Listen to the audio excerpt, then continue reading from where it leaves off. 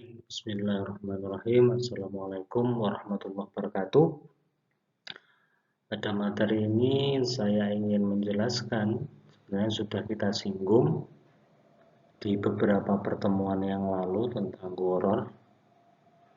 Namun dalam materi ini saya ingin lebih menjelaskan mengenai horor dalam akad. Jadi ini penting, mengapa? Karena horor dalam akad ini merupakan unsur eksternal yang menyebabkan kontrak itu menjadi tidak sah, tidak sahih.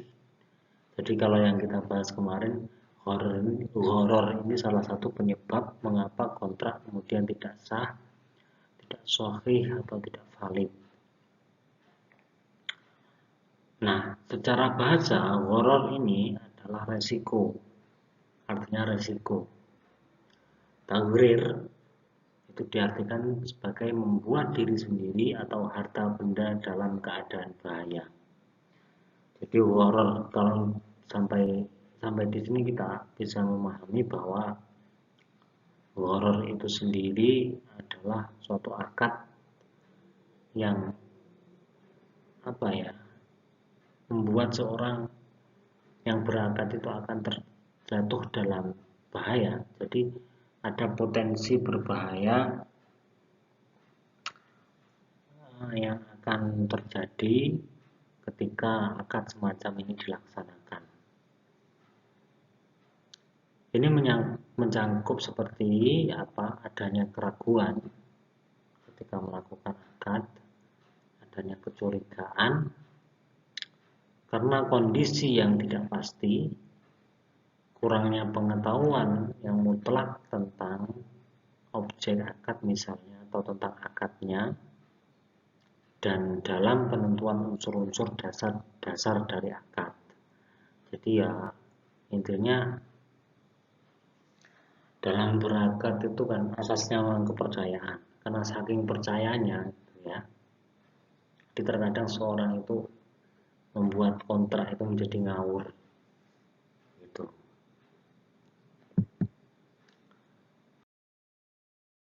Selanjutnya Sanhuri, seorang ahli hukum modern terkemuka, berpandangan bahwa kurangnya pengetahuan, jadi akad itu adalah kurangnya pengetahuan tentang syarat-syarat kontrak material adalah ciri khas dari kontrak yang horor. Jadi mereka tidak tahu, jadi objeknya tidak dijelaskan, kemudian pelaku akad juga kurang diketahui siapa identitasnya, kemudian tujuan akad juga tidak diketahui. Kemudian dia mengatakan bahwa horor terjadi dalam keadaan berikut.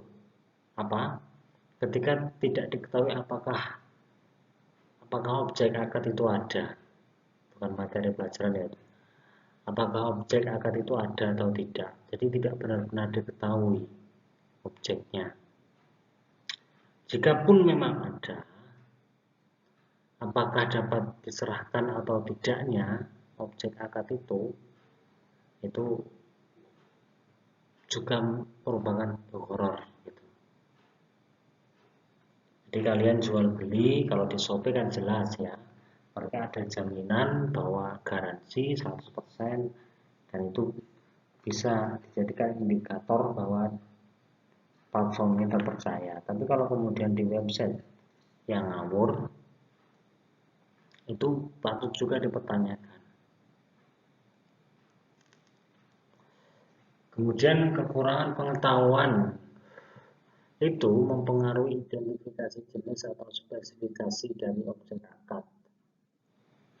Kemudian ketika itu mempengaruhi kuantitas, identitas, atau kondisi yang diperlukan, maka akan berkaitan dengan kinerja di masa mendatang. Akan kita bahas lebih jelas di slide berikutnya. Jadi ini beberapa bentuk horor menurut Ibnu Juzai. ahli hukum dari Madzhab Maliki telah memberikan daftar beberapa kasus yang merupakan gharar, yang antara lain pertama, akad yang membuat pembeli sulit memiliki barang. Contoh apa? Menjual hewan yang tersesat atau keturunan yang belum lahir ketika induknya bukan bagian dari penjualan. Jadi menjual apa?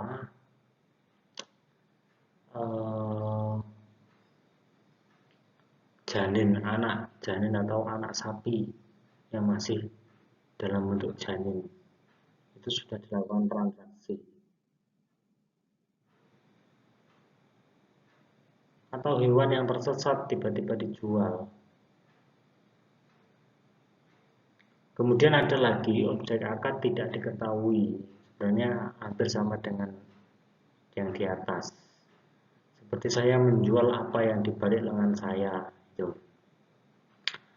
Kemudian karakter spesifik dari objek akad juga tidak diketahui, seperti saya jual kain yang ada di rumah sekarang.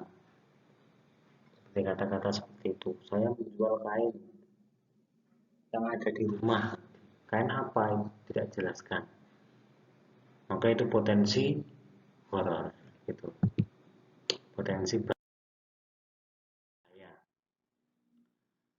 Tidak jelas kuantitas dan kualitasnya. Contoh dengan seperti penawaran untuk menjual dengan harga ini atau dengan harga pasar. Jadi tidak disebutkan berapa jelasnya harga yang ada. Pokoknya ya sesuai harga pasar gitu. Penjualan yang dikaitkan dengan peristiwa yang akan datang.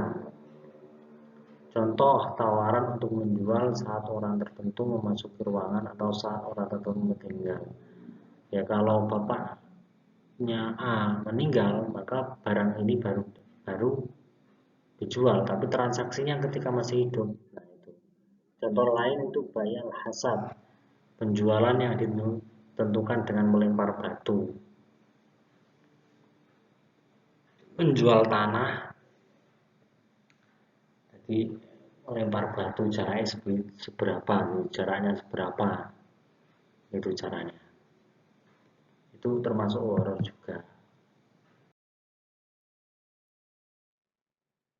Ada bentuk horor lain, yaitu horor yang berkaitan dengan siwot atau bentuk akad.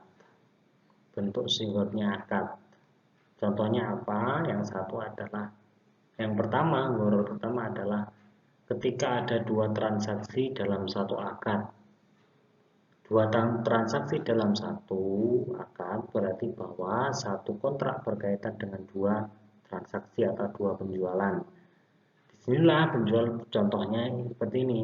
Saya menjual komoditas ini, jadi barang, kain, beras, dan sebagainya, kepada Anda seharga 100-100an secara tunai dan 150 dengan kredit. Dan tanpa memilih apakah dia tunai atau kredit, pembeli tiba-tiba menerima tanpa menentukan harga di mana ia akan membeli komoditas tersebut. Unsur horornya di mana? Unsur horornya adalah ketidakpastian harga. Mana sebenarnya harga yang diberikan, yang dibeli oleh pembeli itu juga tidak jelas. Harga yang diberikan oleh penjual pun juga tidak jelas. Mana sebenarnya harga yang dipilih itu. Kemudian ada horor lain, penjualan earnest money atau arbun. Penjualan di mana seorang membeli barang dan membayar sejumlah uang muka. Jadi orang tersebut sudah membayar uang muka kepada penjual, tapi disyaratkan jika kemudian penawaran tawar-menawar, jadi proses tawar-menawar itu dibatalkan, maka uang muka itu menjadi milik penjual. Nah, ini kan jelas-jelas merugikan salah satu pihak.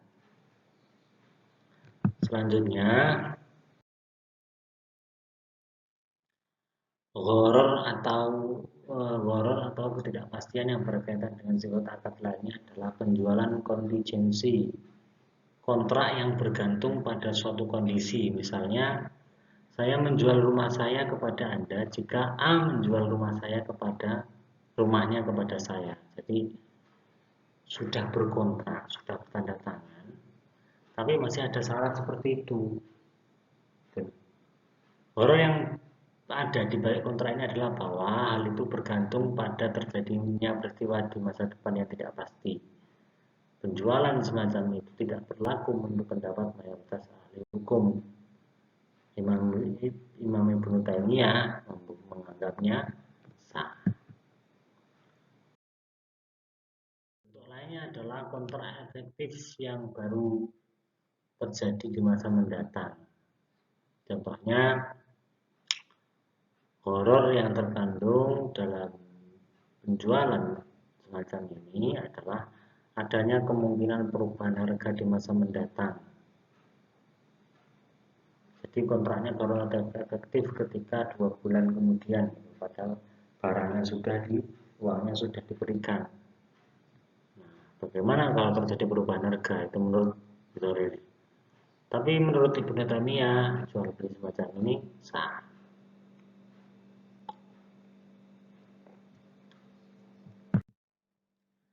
Horor kategori kedua adalah horor yang berkaitan dengan objek.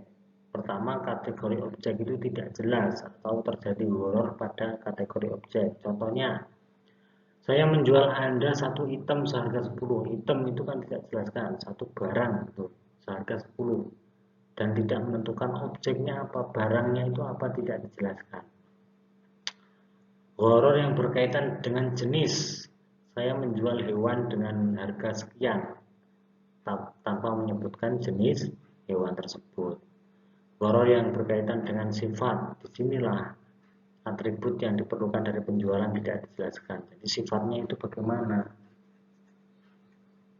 Contoh jual beli kambing untuk korban, tapi tidak dijelaskan spesifikasi sifatnya kambing itu bagaimana. Kuantitas objek, menjual gabah tanpa ditimbang. Spesifikasi objek, misalnya horor yang berkaitan dengan spesifikasi objek, menjual kain tanpa menjelaskan spesifikasinya. Itu beberapa term horor, beberapa contoh horor. Sedangkan apa implikasi horor terhadap suatu kontrak? Implikasinya tentu adalah kontrak tersebut menjadi tidak valid. Sekian materi untuk pertemuan ini, tidak terlalu panjang. Kita lanjut pada pertemuan-pertemuan selanjutnya. Sekian, assalamualaikum warahmatullahi wabarakatuh.